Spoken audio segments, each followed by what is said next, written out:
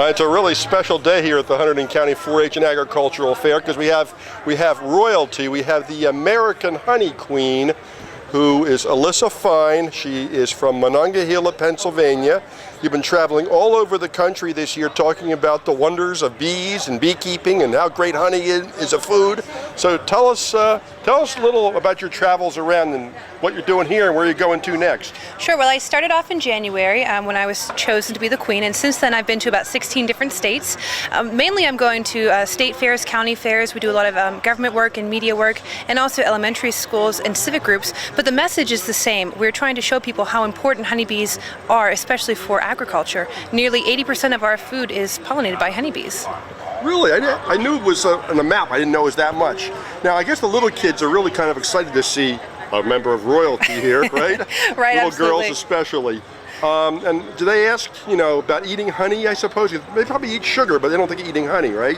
Well, it's easy to substitute honey for granulated sugar in just about any recipe. So that's something that I do teach people, especially on our honey recipe brochures. There's a little... I got one. You've got that. So if you're supposed to use 1 cup of sugar, you can use a half cup of honey and 1 cup and a half cup of sugar. Oh, I never knew the ratio was that simple. I always try to guess wrong, but I like to keep learned it. I like to keep it simple. I go 1 to 1.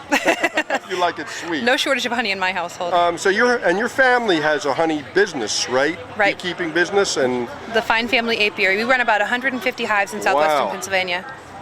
So it's something that I grew up with. I always had 5 or 6 hives in the backyard as a child, and now it's our business, and I love to represent it. People have bees like in every state, I imagine. There are honeybees in all 50 states, even Alaska. Yeah, I was wondering about Alaska. What do they do in the winter? They must freeze. The snow is actually a great insulator, so they cover up.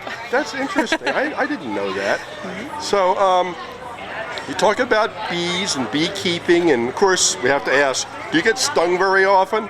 I've only gotten stung, I think, 3 times this year so far, so that's pretty good. I actually wore a bee beard at the Ohio State Fair a few weeks ago. I had 10,000 honeybees on my face and I wasn't stung. 10,000 honeybees on your face and you weren't stung. That's amazing. But I bet you were a little nervous. I will admit, I was pretty well terrified.